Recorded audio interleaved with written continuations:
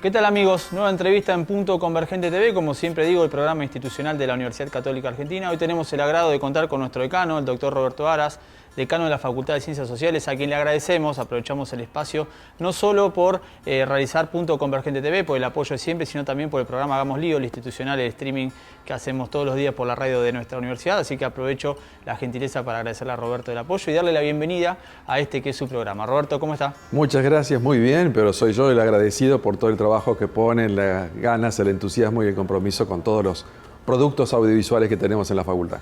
Roberto, a ver, hoy lo convocamos para hablar de un tema que sé que a usted le gusta mucho. Es un tema donde usted es especialista en esto y a veces la gente lo menciona en reuniones sociales, ¿no?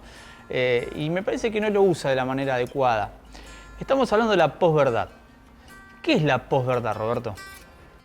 Bueno, hay que hacer un poco historia para llegar al concepto de posverdad y ver un poco cómo a lo largo de los siglos, sobre todo la filosofía se ha ocupado, es un tema por excelencia, el tema de la verdad dentro de la filosofía, y cómo es que en los últimos años, en los últimos decenios, ha ido cambiando algo esa fisonomía del panorama filosófico y hemos llegado a acuñar este concepto, ¿no?, de posverdad.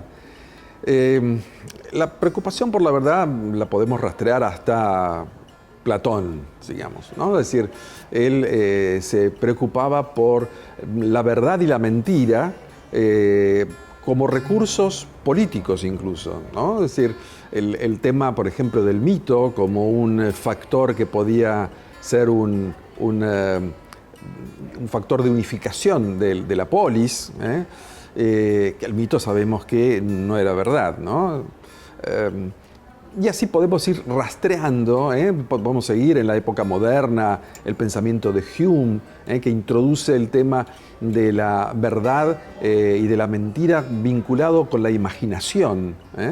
Es decir, si nosotros imaginamos cosas, el contraste con la realidad a veces se da y a veces no se da, ¿no? Es decir, a veces esa fantasía la tomamos como auténtica y verdadera.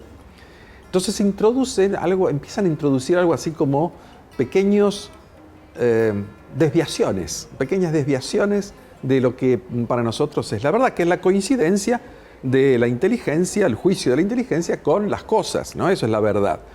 Por eso, ¿por qué hablamos de posverdad? ¿En qué sentido? Y hablamos de posverdad como si la verdad fuese algo así como un valor que tiene grados y que incluso admite dentro de esos grados su propia negación, ¿sí?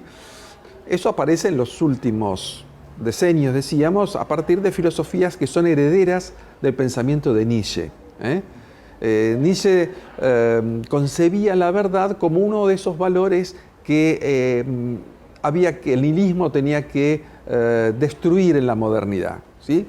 Entonces, en vez de la verdad, lo verdadero y lo falso, bueno, poner otros valores como puede ser el del gusto, ¿no? Es decir, lo lindo y lo feo.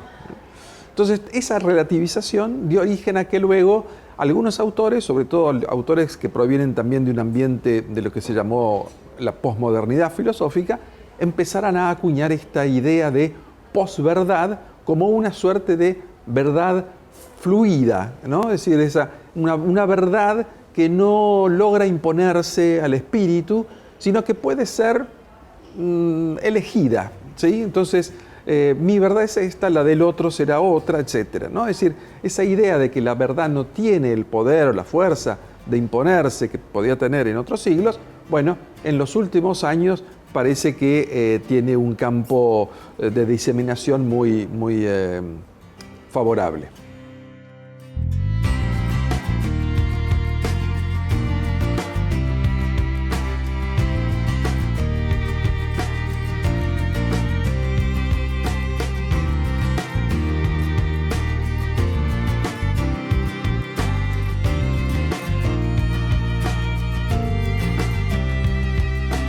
¿Verdad y opinión pueden ir de la mano? Bueno, si volvemos a Platón, la verdad se alcanzaba con la episteme y solamente con la opinión llegábamos a en todo caso, lo que podríamos reputar como como una suerte de veracidad meramente exterior, ¿no? Es decir, el mundo de lo opinable. Eso también es una reflexión que hace Hannah Arendt sobre lo que son las verdades de hecho y las verdades fuertes, las que podemos llamar las verdades de la lógica o de la filosofía. Y entonces, claro, a veces la verdad queda aprisionada en una opinión. Y las opiniones son cambiantes, ¿no? Entonces, la opinión termina siempre por imponerse. Es mucho más atractiva. Miren, ya lo decía San Agustín, ¿no? Es decir, cuando uno lee los autores que tienen temas eternos, ¿no?, de consideración. Bueno, San Agustín, por ejemplo, decía, bueno, ¿qué es lo que hace muchas veces más atractiva el diálogo o la conversación? Y bueno, cuando aparecen, digamos, mentiras, ¿no? Cuando aparecen exageraciones, diríamos nosotros hoy, ¿no? Y es cierto, todavía nosotros tenemos hoy la experiencia de que quien cuenta una historia, cuanto más fantasiosa sea la historia, bueno, más nos entretiene, ¿no? Entonces, en esa línea viene un poco la diferencia entre verdad y opinión. En el campo de las opiniones tenemos una subjetividad manifiesta. A ver, usted hizo el artículo que habla sobre narrativas identitarias y también sobre falsedades noticiosas. Sí. Esto que usted acaba de mencionar, yo lo paso a mi profesión y no puedo dejar de pensar en la influencia o la manera de instalar que tienen redes sociales o la famosa fake news, ¿no? Está muy anclado, me parece, entonces, con lo que usted menciona. Sin duda, sin duda. Ese es un camino que va de uno al otro. Las famosas fake news o noticias falsas, no es que sean falsas, porque siempre ha habido noticias falsas, sino que son noticias que se quieren hacer pasar por verdaderas y son aceptadas como verdaderas. Hay un auditorio, digamos, suficientemente, diríamos, laxo en la crítica de los argumentos que se le pueden ofrecer, como para aceptar esa verdad como algo que ya viene impuesto, ¿no? Quizás nuestras sociedades masificadas tengan esta característica de admitir muy rápidamente las opiniones del otro, con la idea de que me cuesta menos que generar una mía, ¿no? Entonces las admito fácilmente. Y es cierto, las redes sociales son una instancia de producción y de diseminación de opiniones de todo tipo. No solamente falsas, muchas veces son aquellas que no tienen argumentos, ¿no? Es decir, que nos generan una suerte de pulsión hacia su aceptación y no hacia su análisis o hacia su análisis para saber si esa opinión tiene un fondo real, verdadero, o más bien habría que descartarla. Por eso usted dice en el artículo que a veces la instalación de la fake news no es simplemente una intencionalidad política, sino que conlleva esto por detrás. ¿Y qué ocurre aparte con el usuario? ¿El usuario, usted qué opina? ¿Percibe que esto, recibe mucha información hoy con las redes sociales, ¿no? Y también podemos hablar del algoritmo, ¿no? Sí. Que lo hemos mencionado en otra oportunidad, en otro contexto. ¿Qué pasa con el usuario cuando recibe esa información? ¿Lo toma como verdad o tiene una mirada crítica de decir, no, me parece que esto va por otro lugar? Bueno, ese comportamiento del auditorio de las redes, en general, responde a las invitaciones que hace la red sobre la cual está trabajando, a aceptar opiniones similares a la propia. Entonces, esa manera de generar una suerte de micrositio, ¿no?, informativo u opinativo, donde yo no recibo más que opiniones similares a la mía, que terminan o radicalizando la que tengo o por lo menos dándome razón para mantenerla, sin duda no ayudan a que yo sea crítico de esas opiniones recibidas. Yo más bien las admito de gusto porque me encuentro con que otros opinan lo mismo que yo. Pero eso no le da más valor. La estadística de suyo no la hace verdadera a esa opinión, sino que hay que hacer un análisis más profundo y que conduzca a a la elaboración de un juicio fundado, ¿no? Y eso es lo que no pasa, lo que las redes no nos invitan a hacer, más bien nos invitan a aceptar.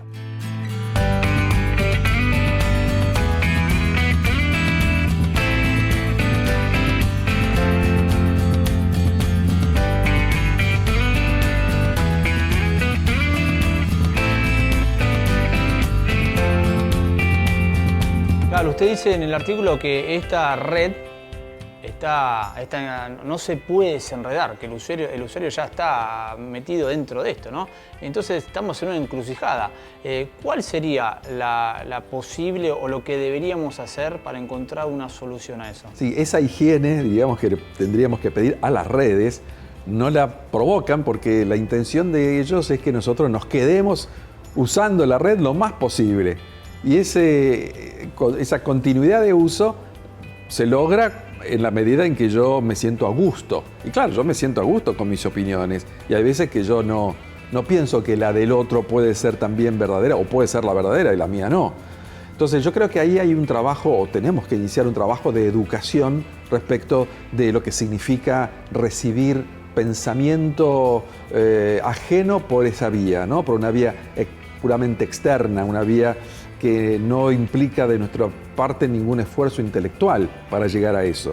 Entonces, para mí es el gran trabajo de la educación hoy es, bueno, darle a los alumnos los instrumentos mentales, ¿no? Los recursos intelectuales para que se dé cuenta de esa situación, sea capaz de abstraerse, de objetivar eso que recibe y poder entonces analizarlo y si está realmente de acuerdo porque entiende que sus fundamentos son sólidos, bueno, aceptarlo, pero si no, darle el valor de una opinión más y no de confundirlo entonces con la verdad. Para cerrar, Roberto, me gustaría una reflexión sobre, la inteligencia artificial. Se viene trabajando mucho en nuestra facultad. Sé que usted también le gusta mucho el tema, lo apasiona y lo hemos implementado en más de una oportunidad en algún que otro proyecto.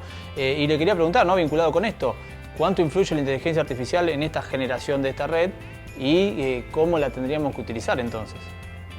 Vamos a ver, en cuanto a estos que llamamos, ¿no? Fake news o noticias falsas, la inteligencia artificial, sobre todo aquella inteligencia artificial que trabaja con imágenes, claro, da un recurso enormemente potente para que yo pueda hacerle decir a alguien lo que no, digo, estoy pensando en personajes públicos, ¿verdad?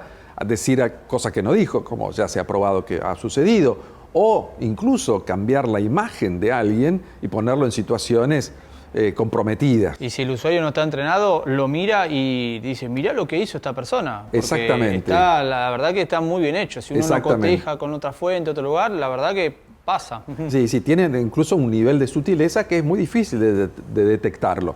Por eso, todo el trabajo que se hace sobre ética de la inteligencia artificial en buena medida va al hecho de que cuando una red o un sitio están disponiendo al público estas imágenes o estos audios o incluso textos, bueno, que lo hagan advirtiendo de esto, es decir, que las propias redes tengan una suerte de autocontrol respecto de hasta dónde admiten este tipo de recursos que están, insisto, hechos un poco para confundir, ¿no? Para crear una confusión. Claro, yo puedo darme cuenta, a lo mejor esto no lo dijo, esto no lo podría haber dicho, cosas por el estilo, pero muchas veces el que lo recibe en esta sociedad hiperconectada y de la velocidad ultrasónica no llega a eso y acepta rápidamente lo que ve y lo que cuando lo ve todavía es más fuerte la pulsión para aceptarlo, ¿no? Entonces yo creo que va por el lado del autocontrol que hagan los medios y también, por supuesto, de la educación. Nuevamente caemos en que lo mejor es tener una inteligencia bien preparada para encontrar estas fallas. Roberto, muchas gracias por la claridad de los conceptos en Punto Convergente TV y también aprovecho nuevamente para agradecerle el apoyo de siempre.